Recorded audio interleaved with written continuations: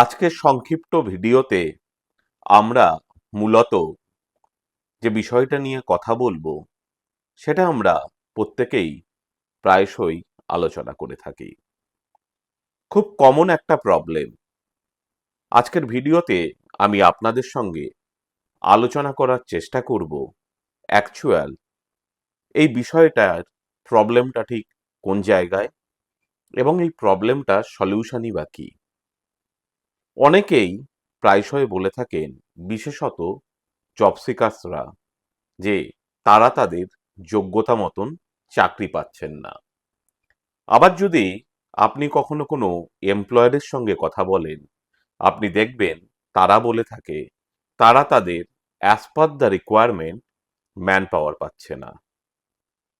তাহলে বিষয়টা কোনটা ঠিক কোনটা ভুল? জব সিকার্সরা বলছেন তারা তাদের যোগ্যতা মতন চাকরি পাচ্ছেন না, আবার এমপ্লয়ার্সরা বলছেন তারা তাদের রিকোয়ারমেন্ট ওয়াইজ ম্যান পাওয়ার পাচ্ছেন না। আপনি যদি আমাকে জিজ্ঞাসা করেন ব্যক্তিগতভাবে আমি কি মনে করে থাকি, তাহলে আমি বলবো দুটো ঘটনাই ঠিক।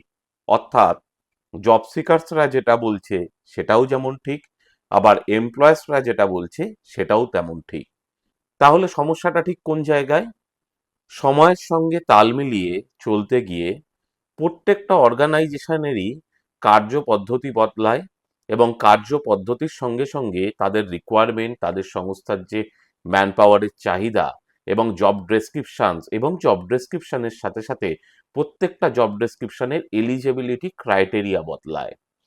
সাধারণত যে কোনো জব সিকার্স যখন তাদের নর্মাল এডুকেশনাল কোয়ালিফিকেশন কমপ্লিট করে ওঠে এবং চাকরির জগতের প্রবেশের চেষ্টা করে, তখন নর্মাল আমাদের এডুকেশনাল যে সিস্টেম রয়েছে সেই এডুকেশনাল সিস্টেমের অংশ হিসেবে তারা যা যা নলেজ গেন করে আসে তার সঙ্গে প্র্যাকটিক্যাল লাইফে কাজ করার সময় কিন্তু অনেক ডিফারেন্স দেখা যায়। অর্থাৎ বিষয়টা কি রকম?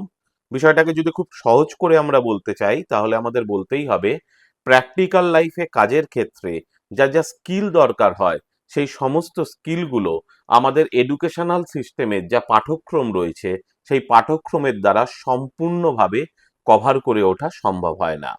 তাহলে এই ঘটনার সলিউশনসকে যদি আমি বলতে চাই তাহলে আমাকে দু রকম ভাবে ব্যাখ্যা করতে হবে। জব সিকার্সদের দিক থেকে একরকম সলিউশনস, এমপ্লয়ার্সদের দিক থেকে আরেক রকম সলিউশনস। আজকের ভিডিওর মাধ্যমে আমি আপনাদের সামনে একজন জব সিকার্সের তরফ থেকে কি কি সলিউশনস হতে পারে সেটাই ব্যাখ্যা করার চেষ্টা করব। অর্থাৎ জব সিকার্সরা যেটা বলে থাকেন যে আমি আমার যোগ্যতা মতন চাকরি পাচ্ছি না। যে সমস্ত দর্শক বন্ধুরা আমার পরিবারের সদস্য বা যারা আমার ব্লগকে রেগুলার ওয়েতে ফলো করেন বা যারা আমার শর্টসকে রেগুলার ওয়েতে দেখেন, তারা কিন্তু নিশ্চয়ই আমার সঙ্গে সহমত পোষণ করবেন। হ্যাঁ, চাকরি রয়েছে প্রচুর, সত্যিই পাওয়া যায় না চাকরি করার মতো পর্যাপ্ত পরিমাণ উপযুক্ত লোক। প্রথমেই আপনাকে বুঝতে হবে আপনার শিক্ষাগত যোগ্যতা যাই হোক না কেন, প্র্যাকটিক্যাল লাইফে জব অ্যাপ্লাই করার ক্ষেত্রে যা যা স্কিল দরকার সেই অনুযায়ী আপনার শিক্ষাগত যোগ্যতা বর্তমানে যা রয়েছে তার সাথে সাথে সেই স্কিল আপনার কতটা রয়েছে, এবং সেই স্কিল যদি না থাকে শুধুমাত্র পুঁথিগত এডুকেশনাল কোয়ালিফিকেশন অনুযায়ী বর্তমান বাজারে আপনি ঠিক কি কি ধরনের চাকরি পেতে পারেন এবং সেই চাকরির রিকোয়ারমেন্ট বা এমপ্লয়ারের রিকোয়ারমেন্ট অনুযায়ী আপনার স্যালারি কি হতে পারে, এবং আপনাকে কি করতে হবে, আপনাকে আর সময় নষ্ট না করে আপনার as per the educational qualification আপনি যা জব পেতে পারেন আপনার প্রথমেই উচিত সেই জবটাকে গ্রহণ করা এবং অ্যাটলিস্ট কোনো চাকরির জগতে প্রবেশ করা এবং এক্সপিরিয়েন্স গেন করা। অ্যাট দ্য সেম টাইম বর্তমানে যা যা এমার্জিং টেকনোলজি রয়েছে, যে সমস্ত স্কিলস এমপ্লয়াররা খুঁজছে সেগুলো সম্পর্কে নেটে ঘাটলেই আপনারা খুব সহজেই জানতে পারবেন। ইউটিউবেও বিভিন্ন ভিডিও রয়েছে, এছাড়া বিভিন্ন সার্চ ইঞ্জিনে আপনি জানতে পারবেন।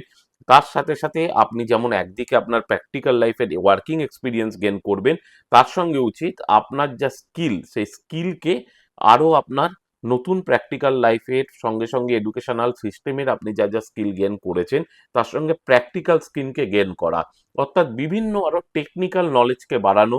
বিভিন্ন আজকালকার দিনে বিভিন্ন অনলাইন এডুকেশনাল প্ল্যাটফর্ম রয়েছে যেখানে বিভিন্ন রকমের টেকনোলজি শেখানো হয়, এবং যখনই আপনি আপনার এডুকেশনাল সিস্টেমের কাজের সঙ্গে সঙ্গে কোনো ধরুন ধরুন অ্যাজ এ কোনো একটা অর্গানাইজেশনে আমি বললাম আপনি ব্যাক অফিস এক্সিকিউটিভ হিসেবে কাজ করছেন, তার সঙ্গে আপনি কোনো পাওয়ার বিআই এর ট্রেনিং নিয়ে নিলেন বা ডেটা অ্যানালিটিক্স এর ট্রেনিং নিয়ে নিলেন, তার পরবর্তীকালে আপনি যখন জাম্প পাবেন সেটা কিন্তু অনেকটাই জাম্প পাবেন। তখন ধরা যাক আপনি একজন নর্মাল গ্র্যাজুয়েট বা একজন মাস্টার ডিগ্রি হোল্ডার, তাহলে একজন ব্যাক অফিস এক্সিকিউটিভ হিসেবে আপনি যে স্যালারিটা পাচ্ছিলেন, একজন ডেটা অ্যানালিটিক্স হিসেবে আপনি কিন্তু তার থেকে অনেকটাই বেশি স্যালারি পাবেন, এবং দেখবেন দুটো স্যালারির মধ্যে অনেকখানি ডিফারেন্স রয়েছে। তাহলে খুব সংক্ষিপ্তভাবে সামারি ওয়াইজ বলছি, যদি আপনার কাছে শুধুমাত্র আপনার এডুকেশনাল কোয়ালিফিকেশনস থাকে, তার সঙ্গে কোনো অ্যাড অন স্কিল না থাকে, প্রথমেই আপনাদের উচিত যা জব পাচ্ছেন সেই জবটাকে আপনাকে গ্রহণ করতে হবে, কাজ করার মানসিকতা রাখতে হবে, কাজ শেখার মানসিকতা রাখতে হবে, এবং ইনিশিয়াল পিরিয়ডে ওয়ার্কিং এক্সপিরিয়েন্স গেন করাটা খুব একটা বড় বিষয়। তার কারণ মনে রাখবেন, একটা বড় অর্গানাইজেশন বা মাল্টি ন্যাশনাল অর্গানাইজেশনে যখন আপনারা কাজ করেন তখন কিন্তু শুধুমাত্র আপনারা একটা সিস্টেমের পার্ট হিসাবে কাজ করেন, বাট যখন কোনো একটা ছোট স্টার্ট আপ অর্গানাইজেশনে বা কোনো এমএসএমই ফার্মে যখন আপনারা কাজ করবেন তখন কিন্তু আপনারা অনেকগুলো বিষয়কে শেখার সুযোগ পাবেন। কারণ সেক্ষেত্রে একটা ছোট টিমের সঙ্গে বা ওনারের সঙ্গে বা টিমকে যারা লিড করে তার সঙ্গে অনেক ক্লোজলি কাজ করার সুযোগ পান, তার ফলে অনেক কিছু মাল্টিটাস্কিং হওয়ার মতন পজিশন থাকে, অনেক কাজ শেখার সুযোগ থাকে, তার ফলে আপনি হাতে কলমে কাজ শিখতে পারবেন। অ্যাট দ্য সেম টাইম কাজ করার সাথে সাথে পাশাপাশি আপনি চেষ্টা করুন যেটুখানি সময় আপনি এক্সট্রা পান উইকেন্ডে কোনো না কোনো স্কিলকে আরো গেন করার, যে নতুন এমার্জিং টেকনোলজি আসছে বা আগামী 5 বছরে যে নতুন টেকনোলজিগুলো বুমিং হতে পারে, এবং পরবর্তীকালে আরো বেটার আপনি জাম্প পাবেন। ভালো থাকবেন এবং ভালো রাখবেন সকলকে। পরবর্তী ভিডিওতে আমি ব্র্যান্ডপ্রেনিউর অর্ঘ্য সরকার এইরকমই নিত্য নতুন চাকরির টিপস নিয়ে খুব শীঘ্রই আপনাদের সঙ্গে ফিরে আসবো। আর কোথায় চলছে কি ধরনের চাকরি সংক্রান্ত ওপেনিং এই সংক্রান্ত তথ্য সবার আগে জানার জন্য আপনাদেরকে সর্বদা চোখ রাখতে হবে কলকাতার সেরা এইচআর কনসালটেন্সি তথা ফ্রি জব এজেন্সি recruitmentmantra.com এর ওয়েবসাইটে। ভালো থাকবেন এবং ভালো রাখবেন সকলকে। নমস্কার।